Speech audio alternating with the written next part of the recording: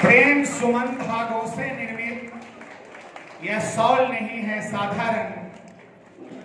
देख देख आपके तन पर खुश होंगे हमारे अंतर्मन। आदरणीय पीजी कुलकर्णी सर जो हमारे सलाहकार समिति के अध्यक्ष हैं, आपसे निवेदन करेंगे कि शाल उड़ा के ज्वाइंट डायरेक्टर सर का अभिनंदन करेंगे, स्वागत करेंगे।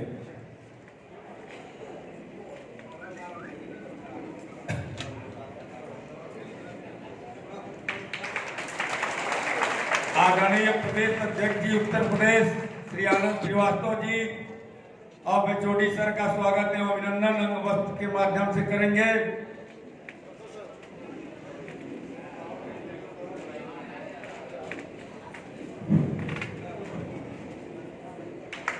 श्री अपूर्व अग्निहोत्री जी स्मृति चिन्ह के रूप में श्री कृष्ण की प्रतिमा देके एचओडी सर का स्वागत एवं अभिनंदन करेंगे।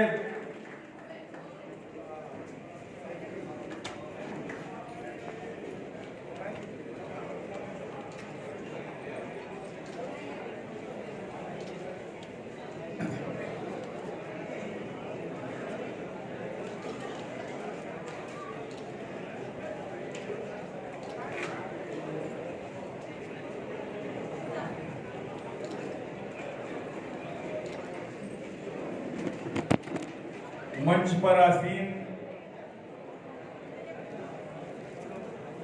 राष्ट्रीय बचत संस्थान नई दिल्ली के ज्वाइंट डायरेक्टर श्री एस.एल. पुरी जी, संगठन के राष्ट्रीय अध्यक्ष आदरणीय पृथ्वी भट्टाचार्य जी, संगठन के सलाहकार समिति के अध्यक्ष श्री पीजी कुलकर्णी जी, राष्ट्रीय कार्यकारिणी के हमारे सभी सहयोगी, मध्य प्रदेश अध्यक्ष श्री अनुराग शर्मा जी, राजस्थान प्रदेश अध्यक्ष श्री अरविंद गोयल जी, उत्तर प्रदेश अध्यक्ष श्री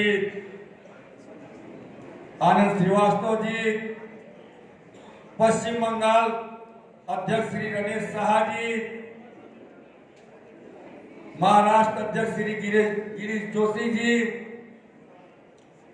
इसके साथ ही मेघालय, पश्चिम बंगाल, केरल, आसाम, उड़ीसा, हिमाचल प्रदेश, हरियाणा से आए हुए सभी अभिकर्ता साथियों का मैं पूरे national small saving agent association India परिवार की तरफ से कृष्ण की जन्मभूमि मथुरा वृंदावन में आप सभी का हार्दिक अभिनंदन एवं वंदन करता हूं। मित्रों, यह हम सभी के लिए एक गौरव का पल है कि ऐतिहासिक रूप से किसी अभिकर्ताओं के इतने बड़े सम्मेलन में पहली बार कोई अधिकारी हम लोगों के बीच जो वित्त मंत्रालय से संबंधित है उपस्थित हुआ, राष्ट्रीय बचत संस्थान से संबंधित है उपस्थित हुआ। इसलिए एक बार पुनः ज्वाइंट डायरेक्टर सर का हम आप सभी की तरफ से हार्दिक अभिनंदन करते हैं।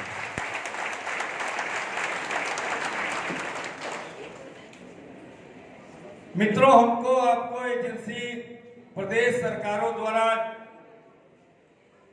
जिले में नियुक्त जिला बचत कार्यालय या जिलाधिकारी के माध्यम से दी जाती है। तो तमाम जो हमारे अभिकर्ता हैं वो यह समझते हैं कि हमारी नियुक्ति जिला बचत अधिकारी करते हैं और हम पोस्ट ऑफिस के एजेंट हैं। यही समाज में एक परंपरा चली आ रही है, लेकिन मूल रूप से हम वित्त मंत्रालय को एजेंट हैं और हमारे हमको गवर्न करने का सारा अधिकार राष्ट्रीय बचत संस्थान के पास वर्षों से है और आज के डेट में भी है। वित्त मंत्रालय कोई भी नियम हमारे बारे में बनाएगा, पोस्ट ऑफिस कोई भी एसबी ऑर्डर जारी करता है, बिना राष्ट्रीय बचत संस्थान के अनुशंसा के या जानकारी के वह हमारे ऊपर थोप नहीं सकता। जब तक राष्ट्रीय बचत संस्थान की जानकारी में नियमों में कोई बदलाव अगर हो रहे हैं, जब तक नहीं रहेगा तब तक डाकघर हमारे ऊपर वह नियम थोप नहीं सकता। अभी यह कार्यक्रम कल 2 दिनों से चल रहा था।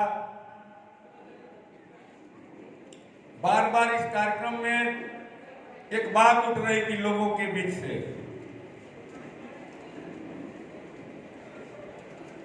कि कार्ड का अब क्या होगा, कार्ड का अब क्या होगा। अब तो हम लोग बेरोजगार हो गए, अब तो खाते खुलने बंद हो गए। हमें विश्वास था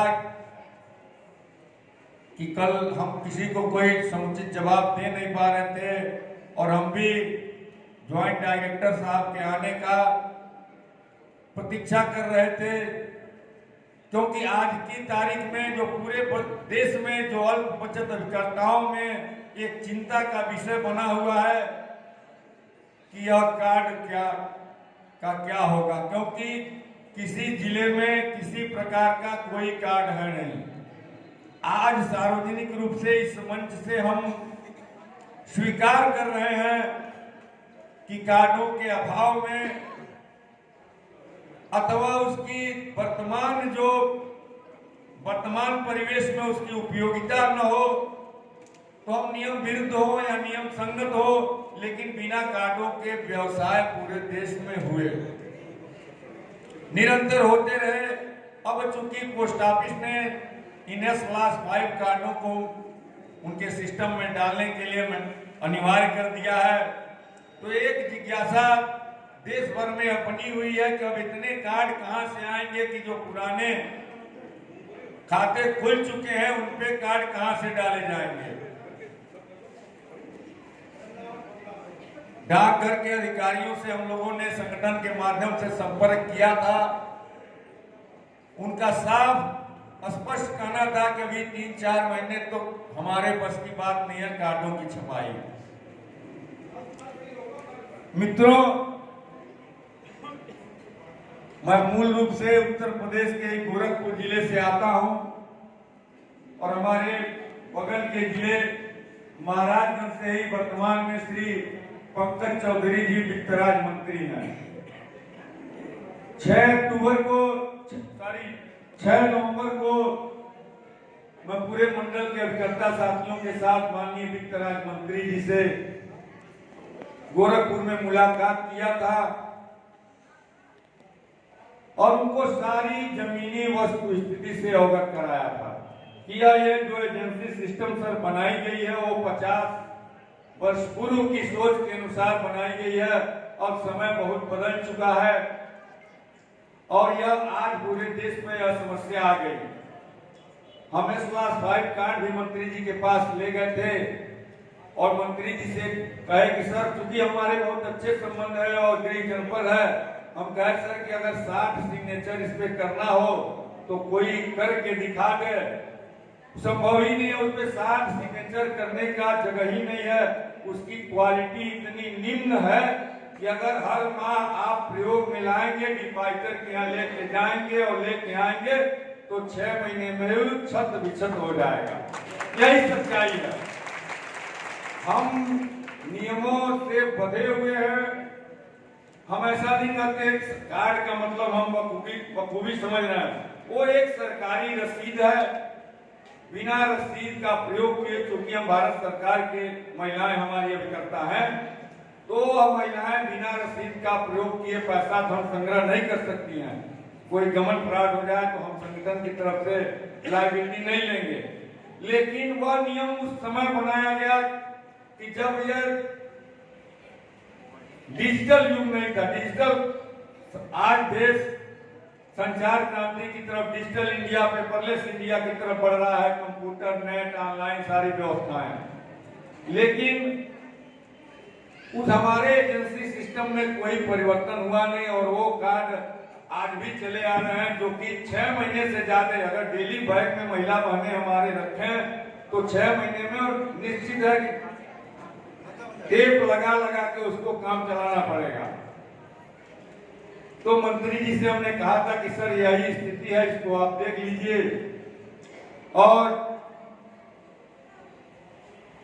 चूंकि एक और सच्चाई है, हमको ऑफिशियली नहीं स्वीकार करना चाहिए, बड़े अधिकारी हमारे हैं, हम उसका लाभ हानि सब जानते हैं लेकिन एक सच्चाई अभी स्वीकार करते हैं कि आज के युग में जो भी महिला बहनें हमारी या उनके प्रतिनिधि भी हम स्वीकार कर लेते हैं। एक आदमी ने हमसे कहा है कि जब ग्राम के प्रधान प्रतिनिधि हो सकते हैं, विधायक प्रतिनिधि हो सकते हैं, तो महिला अभिकर्ताओं के प्रतिनिधि क्यों नहीं हो सकते?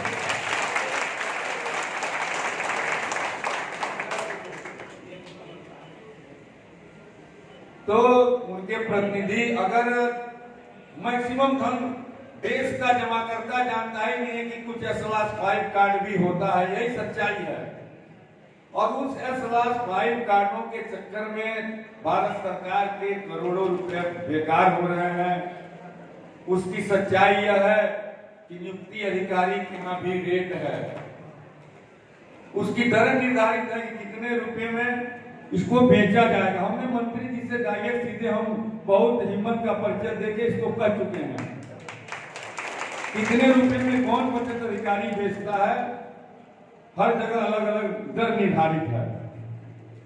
तो हम कभी ऐसा नहीं कहेंगे न सरकार से न आप लोगों से कि बिना किसी रसीद के काम करिए, लेकिन हम एक सरकार से आदरणीय ज्वाइंट डायरेक्टर सर से एक निवेदन करेंगे कि इस कार्ड का विकल्प सोचा जाए। एक बार फाइनेंस सेक्रेटरी सर से हम लोगों की दो साल पहले भी मीटिंग हुई थी मंत्रालय में, तो वहां हमने भी एक प्रस्ताव रखा था कि रसीद तो जरूरी है डिपाजिटर को देने के लिए, लेकिन युग बदल चुका तो इस एजेंसी को भी डिजिटल बनाया जाए और एक इसका कोई विकल्प ढूंढा जाए। सरकार का पैसा भी बचेगा, हम अभिकर्ताओं को भी आसानी होगी और उत्पीड़न और शोषण से हम बचेंगे। कितने देश के डाकघरों में बचत अधिकारी अलग बेचता है कार्ड और बिना कार्ड के खाता खुलवाई डाकघर का बाबू अलग पैसा लेता है, कहता है कि जितना मन करे उतना खोलिए, कितने रुपए खाता दीजिए। तो देश बहुत बदल चुका है। अब यही सच्चाई है कि हम उन कार्डों का विकल्प सोचें। जब ये 27 अक्टूबर को पोस्ट ऑफिस डाक भवन से जब एसबी ऑर्डर जारी हुआ तो कितने महिला अभिकर्ताओं के यहाँ दिवाली नहीं बनी इस बार। रोड पे उतरने की तैयारी थी, काम बंद रहे, 10-12 दिन काम बंद रहे। डाकघर अपना वो डाटा मंगा के खुद देख सकता है कि अक्टूबर में 1 से 10 तारीख तक कितने काम हुए और नवंबर में कितने व्यवसाय हुए। कितनी महिलाएं रोती थी, बिलखती थी कि आजीविका का यही एकमात्र साधन है। और यह चीजें हमने मंत्री जी से सब बताया कि जब पेट पे लात पड़ती है तो यह महिलाएं रोड पे उतर जाएंगी और महिलाओं के साथ साथ उनके बच्चे भी उतरेंगे, उनके पति भी उतरेंगे, उनके माँ बाप, बूढ़े माँ बाप भी उतरेंगे, क्योंकि अब तो यही आजीविका का साधन है। खैर मंत्री जी ने बात को संज्ञान में लिया, बड़े अधिकारियों को भी हम लोगों ने अवगत कराया और सभी के सहयोग से सभी महिलाओं को एक राहत मिला। अब कल से इस मीटिंग में देश भर के दूर दराज के लोग आए हुए हैं, बार बार कह रहे थे कि अब कब तक भरपूर आ जाएगा, हम कोई जवाब नहीं दे रहे। तो अभी हम जानते हैं कि निश्चित रूप से ज्वाइंट डायरेक्टर सर आए हैं, उस बारे में निश्चित हमको कोई न कोई सकारात्मक उत्तर आप सभी को देंगे कि जिससे आप संतुष्ट होकर जाके और आराम से अपने, क्योंकि आज के डेट में पूरे देश में नए खाते खुलने बंद हैं भय से। अब की स्थिति हो गई है कि कुछ पोस्टमास्टर कह रहे हैं कि अब 200 रुपया पर खाता रेट चलेगा, क्योंकि साफ हो गया है कि कार्ड है 200 रुपया पर है। दूसरी चीज की तमाम अन्य भी, चूंकि अन्य भी तमाम मांगे हम लोग पूर्व में भी रख चुके हैं, उसको रिटर्न में राष्ट्रीय अध्यक्ष जी सारे अधिकारियों को, ज्वाइंट डायरेक्टर साहब को भी अवगत कराएंगे। लेकिन आज जो मूलभूत समस्या, सबसे बड़ी समस्या जो आज पड़ी हुई S/5 कार्ड, इसीलिए हमने इस पे फोकस किया। अन्य भी तमाम सुझाव हैं, लेकिन वो अब यहाँ हम रखने लगेंगे तो काफी समय लगेगा। पहले भी लिख के दिया जा चुका है और पुनः एक बार दिया जाएगा। हम समय का काफी अभाव है, हम लोगों का कार्यक्रम चल रहा था। पूरे देश के अभिकर्ता ज्वाइंट डायरेक्टर साहब की प्रतीक्षा कर रहे थे, क्योंकि इन लोगों को आश्वासन दिया गया था कि वहां से कोई न कोई अधिकारी आएगा सर का।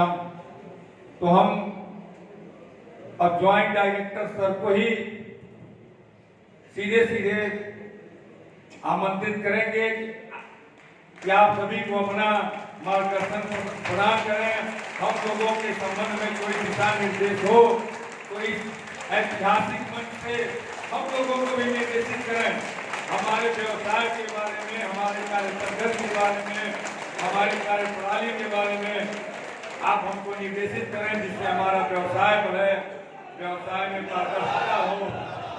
आदरणीय joint director sir. Mishra ji, आपको बहुत बहुत धन्यवाद। सबसे पहले तो मैं अपने हृदय की गहराइयों से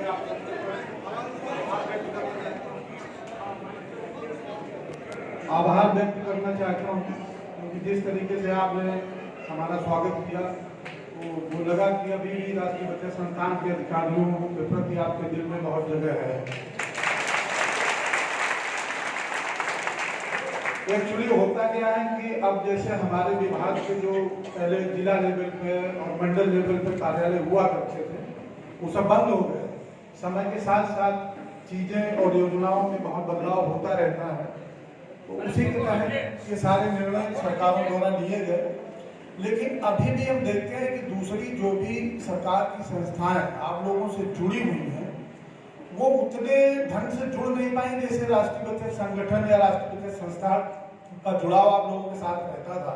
मैं तो 2003 में आया था इस विभाग में डायरेक्ट क्षेत्रीय निदेशक के पद पर, पहले मैं बैंक में हुआ करता था। तो यहाँ पर आके देखा कि एजेंट्स की जो समस्याएं हैं बड़ी छोटी छोटी चीजों को लेकर हुआ करती है। जैसे अभी मिश्रा जी कह रहे थे कि जिले लेवल पे जिला बचत अधिकारी भी पैसा लेता है, पोस्ट मास्टर भी लेता है। एक बार मैं कहीं पर पोस्ट ऑफिस और जिले के अधिकारियों के साथ मीटिंग कर रहा था, तो मैंने कहा था समाज का वो तबका है कि जहाँ महिलाएं इतनी मेहनत करके कुछ पैसा कमाती हैं और उनसे भी आप लोग पैसा लेते हो, तो इसका मतलब आप खून ले रहे हो। Something very bad. मैं केरल में एक बार गया था, एक्चुअली चेन्नई भी मैं देख रहा था, तो वहाँ पर कुछ महिलाओं को हमने देखा बेचारियों के पैर में चप्पल नहीं थे। जब मैंने पूछना शुरू किया कि कौन कितना कमाता है, तो मुझे लगा ये नेक्स्ट टू हमारे देश में जो भिखारियों की आबादी बढ़ रही है ना, ये इतने मान सम्मान के साथ अपनी रोजी रोटी कमा रहे हो, सरकार अगर इनका भी सपोर्ट नहीं कर रही तो ये सरकारें चलाने का मतलब क्या है? तो है क्या कि अभी 3 एजेंसियां इन्वॉल्व है। आप देखिए, राष्ट्रीय बचत संस्थान है, हम लोग वित्त मंत्रालय के अंडर में काम करते हैं, तो सरकार की जो भी नीतियां बनती हैं वो उसमें हमारी सलाह मशवरा वो भूमिका रहती है। और पोस्ट ऑफिस चूंकि फील्ड में पैसा पोस्ट ऑफिस में ही जमा करते हैं, इसलिए उनकी भी भूमिका अहम रहती है। राज्य सरकारें इसलिए पिक्चर में आती हैं कि एजेंसी उनके यहाँ से जारी होती है। तो मुझे लग रहा है कि आने वाले अब राज्य सरकारें धीरे धीरे विड्रा कर रही हैं सब चीजों से। राज्य सरकारें पहले क्या हुआ करता था कि राज्य में जितना पैसा मोबिलाइज होता था राष्ट्रीय बचत की योजनाओं के द्वारा, वो राज्य सरकार उनसे लोन ले लेती थी, तो उनका काफी इंटरेस्ट रहता था हमारे साथ। अभी देश भर में मुश्किल से 4-5 छोटे छोटे राज्य बचे हैं जो इन योजनाओं के द्वारा जो पैसा जमा होता है वो लोन के रूप में लेते हैं, जिसमें से मध्य प्रदेश है, गोवा है, केरल है, एक आध राज्य और छोटे छोटे हैं। तो बाकी राज्यों ने इसमें रुचि लेना बंद कर दिया है। अब वो अभी जब कार्ड का मसला आया, एक्चुअली क्या हुआ कि ये कार्ड बहुत दिनों से चल रहा था मसला कि ये प्रिंटिंग का काम पोस्ट ऑफिस को ट्रांसफर कर दिया। तो जब ये ट्रांसफर हो गया, उस समय पोस्ट ऑफिस ने कुछ नहीं बोला कि हम कर पाएंगे या नहीं कर पाएंगे। तीसरे दिन उनके यहाँ से फोन आने शुरू हुए कि पुलिस साहब ये इस साल तो हम लोग कर नहीं पाएंगे। तो हमने कहा, उनके डीडीजी हैं पवन सिंह जी, हमने कहा पवन सिंह जी ये तो ऐसा आपने समस्या खड़ी कर दी, जब मीटिंग हो रही थी उस समय आप कह रहे थे ठीक है हो जाएगा, अब आपने दिक्कत पैदा कर दी। फील्ड से खबरें ये आ रही थी कि बिना कार्ड के पैसा जमा हो रहा। देखिए, सरकार की मंशा सिर्फ इतनी है कि आपके हित भी सुरक्षित रहें, लेकिन जो निवेशक है, जो इन्वेस्टर है, उसके भी हितों पर कुठाराघात न हो। सरकार की इतनी मंशा है, और सरकार ऐसा नहीं कि आपके अगेंस्ट में खड़ी है, सरकार आपके अगेंस्ट में कुछ करना चाह रही है, लेकिन वो चाहती है कि इन्वेस्टर का भी पैसा जो जमा वो सुरक्षित रहे। तो उसके लिए यह है कि भाई जो इन्वेस्टर पैसा दे रहा है उसके हाथ में कोई रसीद जाए कि तेरा इतना पैसा जमा हो गया।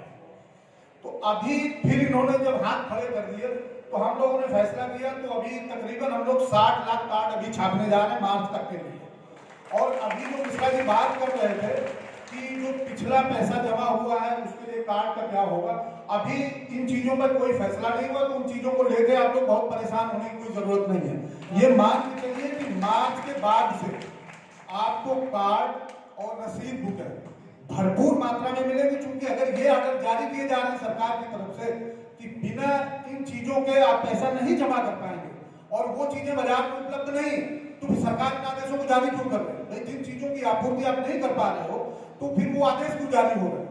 तो इस पिछली मीटिंग में हम लोगों ने फैसला किया कि देखिए चाहे 2 करोड़ छपे या 10 करोड़ छपे, तो ये छपेगा उतनी मात्रा में जितनी डिमांड होगी। अब अभी कुछ राज्य सरकारें जैसे हिमाचल है, मध्य प्रदेश है, जो लोग कभी कार्ड नहीं मांगते थे, महाराष्ट्र से अगर कोई प्रतिनिधि हो तो उनसे पूछिएगा, वो जमाने से हमसे कार्ड नहीं मांगते। और अभी जब उनसे बात की, कल मैंने अपने रीजनल सेक्रेटरी को कहा कि उनके जो भी ज्वाइंट सेक्रेटरी हैं, सेक्रेटरी उनसे बात करिए कि पूरी फील्ड में हायतोबा मची हुई है और उनकी जो रिक्वायरमेंट है उसको असेस करने और वो हमारे पास भेज दें, ताकि हम उसको अकाउंट भर करके वो भी छपाई करा दें। हो क्या रहा है, देखिए कार्ड की क्वालिटी पे भी बात हो रही थी। तो पहले आप देखिए कार्ड कितना मोटा हुआ करता था, कुछ लोगों को याद होगा मेरे ख्याल से 15-20 साल पहले जब कार्ड कितने मोटे हुआ करते थे। तो अब चूंकि सरकार ने कहा कि अब आप डायरेक्टेड प्रिंटिंग जो है उन्होंने भी छापना बंद कर दिया। एक्चुअली सरकार में हो क्या रहा कि बहुत सारी संस्थाएं कमजोर होती चली जा रही, उनकी जो कैपेसिटी थी वो उस कैपेसिटी पे काम नहीं कर रहे हैं। अब उसके पीछे कारण बहुत सारे हैं, इतने आर्थिक कारण है कि हम सब उसके बारे में चर्चा करने लगेंगे तो बाकी चीजें सब छूट जाएंगी। तो सवाल सिर्फ इतना है कि आप निश्चिंत रहें, कार्ड आपको भरपूर मात्रा में मिलेगा, रसीद बुकें भरपूर मात्रा में मिलेंगी। बाकी जो समस्याएं हैं आप हमारे साथ कभी भी पत्राचार कर सकते हैं। एक्चुअली हमारे जो विभागाध्यक्ष हम भैया जी हैं, डिप्टी सेक्रेटरी भी हैं भारत सरकार के, वो 2 पद आजकल होल्ड कर रहे हैं। मैं तो राष्ट्रीय बचत संस्थान का संयुक्त निदेशक हूँ, कार्यालय अध्यक्ष हूँ, प्रैक्टिकली मैं ही सब देख रहा हूँ इंडिया भर में। बट वो चूंकि सरकार में बैठे हैं तो उनके पास समय नहीं था, वो भी मेरे साथ आए होते, क्योंकि अभी इतनी समस्या है पूरी इंडिया भर से, दिन भर में 50-100 फोन आ रहा है कि साहब कार्ड नहीं है और ये दिक्कत हो रही, वो दिक्कत हो रही। क्योंकि सरकार को देखिए, आप लोग मेहनत करके पैसा जमा कर रहे हैं, इस पैसे का सरकार राष्ट्र निर्माण में ही प्रयोग कर रही है। तो ऐसा नहीं है कि आप लोगों की जो उपयोगिता थी वो समाप्त हो गई है, ऐसे अभी दिन नहीं आए। हमारे देश में अभी भी आंकड़े आ रहे हैं कि 70 से 80 करोड़ लोगों को राशन दिया जा रहा है, ये आंकड़े हम सब सुन रहे हैं। इसका मतलब देश में अभी भी इन सारी योजनाओं को चलाने का अभी भी समय है, ऐसा नहीं कि बंद करने समय आ गया। तो देखिए महिला जो अभिकर्ता हैं उनका 4% अभी भी चल रहा है। इस पर ध्यान कितनी बार लेके हम लोगों ने, आप लोगों को बताओ ना बताओ, हम लोग तो लड़ते रहते हैं कि महिलाओं के कमीशन में कटौती नहीं हो सकती, जो भी हो। मतलब वो 4% से जो अभी एक एक्सपर्ट ग्रुप बना था भारत सरकार की तरफ से, जिसका मेंबर मैं भी था, तो उसमें ये बात हुई कि इसको काट के 2% कर दिया जाए। तो मैंने कहा 2% कर दिया जाएगा तो फिर आप जिंदाबाद मुर्दाबाद सुनने के लिए आप तैयार हो जाइए, मैं नहीं सुनने वाला हूँ, मैं सारे लोगों को आपस में भेजूंगा।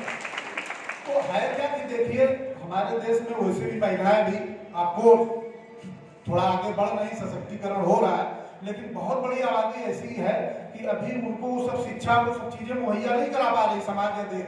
तो इसलिए वो जो कुछ भी कर रही है, वहां जो कुछ भी आप सपोर्ट कर सकते हैं एज ए गवर्नमेंट, आपको करते रहना चाहिए। हाँ ये भी सही है कि जो एसएस एजेंट को 0.50% मिल रहा गलत है, वो बढ़ना चाहिए। पिछली बार पहले किसान विकास जब शुरू किया गया था तब 1% मिल रहा था, बाद में फिर वो घटा के, चूंकि 0.50% उसमें भी आप लोग जो खबरें दे रहे हैं कि वहां भी लिया जा रहा है, वहां भी लिया जा रहा है, तो आपको मिल क्या रहा है? मतलब कई बार ऐसा लगता है कि काम आप लोग कर रहे हैं और इसका जो लाभ है या इसका जो फल है वो दूसरा कोई खा रहा है, पेड़ों को लगाया किसी और ने और खा कोई और रहा। तो मतलब इन सब चीजों को लेकर मेरे ख्याल से, जैसे भी मिश्रा जी कह रहे थे कि उनके पंकज चौधरी जी से भी संबंध है, तो उनसे बात करिए कि भैया बढ़वा के कम से कम, वो तो पॉलिटिकल लीडर्स है, मंत्री है, इसको 1% करवाइए। हम लोग विरोध नहीं करेंगे, हम आपके सामने कह रहे हैं कि हम लोग विरोध नहीं करेंगे कि भाई 1% कर दिया जाए, क्या दिक्कत है? अगर 4% उनको दे रहे हो तो 1% भी कर दो। और ऐसा है नहीं कि पैसा अभी भी जरूरत है सरकार को, आगे आने वाले दिनों में और भी जरूरत बढ़ने वाली है, क्योंकि डेवलपमेंट बहुत तेजी से होगा तो पैसा भी बहुत ज्यादा चाहिए। अभी डिजिटल की भी बात हो गई, वो भी बात सही है कि देश बहुत तेजी से डिजिटलाइजेशन की तरफ बढ़ रहा है, लेकिन आप अपने ही बीच में देखिए कितने लोग ऐसे हैं कि डिजिटल मोड से काम करने में सक्षम हैं। या तो आप उसका जिम्मा उठाइए कि आप जिले लेवल पर भाई अपने लोगों को सरकार की जो सपोर्ट चाहिए आप बताइए कि आप उनको ट्रेनिंग मुहैया करा सकते हैं कि डिजिटल मोड पे आ सकते हैं, तो सरकार सोच सकती है, सरकार तो चाहिए कि डिजिटल मोड पे आ जाए और शिक्षा पे अपना दे दो, उसमें कोई दिक्कत नहीं, लेकिन वो आप लोग एसेस कर लो कि आपके जो भी मेंबर्स हैं इंडिया भर से वो सारे इस मोड में कंफर्टेबल है या नहीं। अगर वो कंफर्टेबल है इस काम के लिए, अगर हमारे विभाग से कुछ सपोर्ट चाहिए कि भाई ट्रेनिंग प्रोवाइड की जाए, हम लोग जो कुछ कर सकते होंगे वो कर देंगे, कोई दिक्कत नहीं, लेकिन आप लोग भी आपस में ऐसा कुछ करके जिले लेवल पे या मंडल लेवल पे कुछ व्यवस्था कायम करें कि वो सब लोग कर सके उसमें काम, तो सरकार सोच सकती है। मैं एश्योरेंस दे रहा हूँ, सरकार को 1 मिनट नहीं लगेगा कि भाई ये कार्ड छपना और रसीद छपना बंद हो, डिजिटल मोड पे प्रिंट होकर नहीं लगे, उसमें कोई दिक्कत नहीं, सरकार तो चाह रही है, तो करना चाह रही है, लेकिन विकास की अभी लग रहा है कि सब लोग इस पर नहीं जा सकते हैं, इसलिए वो चल रहा है। तो आप लोग उस पर देख लीजिए, एसेस कर लीजिएगा, और S/5 कार्ड के बारे में, पिछले कार्डों के बारे में अभी चिंता करने की जरूरत है नहीं। आप सभी को पता होगा पहले जो ऑर्डर निकला था उसके बाद में हम लोग 3 दिन तक 10-10 बजे 11 बजे रात तक काम करते रहे। मेरी आवाज काफी बुलंद है, सब तक जाएगी। 11-12 बजे रात तक हम लोग काम करते रहे कि भाई इस ऑर्डर इस तरीके से विड्रा कराया, वो ऑर्डर विड्रा हो चुका है, सबको आप सब लोगों को भी पता होगा, तो अब कोई समस्या नहीं, मार्च तक आप लोग आराम से अपना काम करिए। ये ध्यान रखिएगा, देखिए किसी भी वित्तीय कार्य में वित्तीय अनुशासन को बनाए रखना बहुत जरूरी है, क्योंकि आपके आसपास भी अगर कुछ लोग गड़बड़ी कर रहे हैं उनको आगाह करें, क्योंकि गड़बड़ी कभी भी पकड़ी जा सकती है, ये मानना पड़ेगा। आज नहीं पकड़ी जा रही, कभी भविष्य में पकड़ी जा सकती है, इसलिए उसमें वित्तीय अनुशासन बनाए रखना हम सभी की जिम्मेदारी है। और आपके बीच में भी अगर कोई ऐसा बनता है तो उसको आगाह करें कि भाई ऐसा नहीं करना है, क्योंकि एक मछली अगर गंदी होती है सारा तालाब बदनाम हो जाता है। तो ये सारी चीज़ें, चूँकि मैंने ज्वाइन किया था नागपुर में, तो मैंने बहुत सारे फ्रॉड वहाँ पे देखे थे, क्योंकि मैं बैंक का आदमी था, तो उस समय हमारे जो कमिश्नर होते थे उन्होंने कहा यार कुनिल साहब आप सारे फ्रॉड के केसेस जो है वो सब आप इन सारे केसेस को आप निपटा देते। तो अभी नहीं, सब शब्दों के साथ मैं अपनी बात खत्म करता हूँ। बाकी और कुछ भी जो आप लोग हमसे जानना चाहते हैं तो सवाल कर सकते हो, मैं आपके सवालों का जवाब देने की पूरी कोशिश करूंगा। लेकिन ये वास्तव में मैं दिल से आभार व्यक्त करता हूँ कि आप लोगों ने जिस तरीके से हमारा स्वागत सम्मान किया, उसके लिए थैंक यू वेरी मच।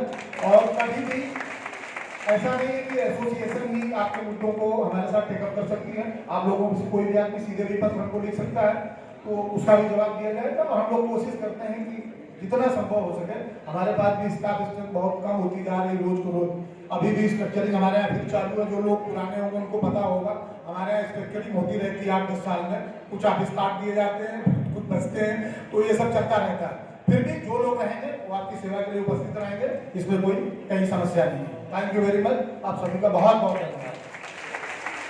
बहुत धन्यवाद ज्वाइंट डायरेक्टर सर का। और अभी बीच में एक बात आई और सर ने आदेश भी दिया कि कोई क्वेश्चन हो, कोई और सुझाव हो तो आप लोग दे सकते हैं अभी तत्काल। तो इस मंच के माध्यम से हम भारत सरकार को भी, वित्त मंत्रालय को भी और अपने अधिकारी श्री ज्वाइंट डायरेक्टर सर को भी यह आश्वस्त करता हूं कि आपने कहा कि अगर इन लोगों को प्रशिक्षण कौन देगा कि डिजिटल काम करें। विगत 4 वर्षों में हम लोगों ने एक ऐसा संगठन देश भर में खड़ा कर दिया कि देश के अंतिम एजेंटों तक पहुंचने का प्रयास किया और बाकायदे उसका डाटा हमने इकट्ठा किया। शायद देश में कितने एजेंट है उसका डाटा नहीं है, लेकिन आज के डेट में 40,000 एजेंटों के हम डायरेक्ट टच में हैं, मेरे मेंबर हो चुके हैं 40,000। और सुनिए, संगठन के पास सेंट्रल बैंक ऑफ इंडिया में 50-60 लाख रुपए एफडी के रूप में पड़े हुए हैं, लाखों रुपया महीने ब्याज आ रहे हैं। हम उस ब्याज का पैसा का सदुपयोग करेंगे और एजेंटों को जिले टू जिले जाके उनको प्रशिक्षित करेंगे। सरकार हमको आदेश तो करे, हम इस मंच के माध्यम से भारत सरकार को भी आश्वस्त करते हैं कि एक लेटर हमारे संगठन को मिल जाए, हम साल भर के अंदर एक एक एजेंट को अपने, हमारे पास तमाम हमारे इंजीनियर जो वेबसाइट को हमारे चला रहे हैं, मंच को सुशोभित किए हुए हैं, वेबसाइट है, मोबाइल ऐप है। तो हम एक निवेदन कर रहे हैं, मतलब सर ने हमको अवसर दिया कि आप क्वेश्चन कर सकते हैं। तो अगर भारत सरकार हमारे इस रजिस्टर्ड संगठन को आदेश करेगी कि आप हमारे एजेंटों को डिजिटल रूप में ले आइए, उनका प्रशिक्षण करिए, तो हम देश भर में प्रशिक्षण कैंप भी लगाएंगे और उसकी समय समय पे रिपोर्ट भी सरकार को देंगे। हवा में नहीं, जैसे सरकारी कार्यालयों में प्रशिक्षण होता है, हम बाकायदे देश भर में कैंप लगाएंगे। अभिकर्ताओं को समाज सेवी के बारे में, स्कीमों के बारे में, निवेशकों के बारे में अपना लैपटॉप कंप्यूटर लेके जाएं।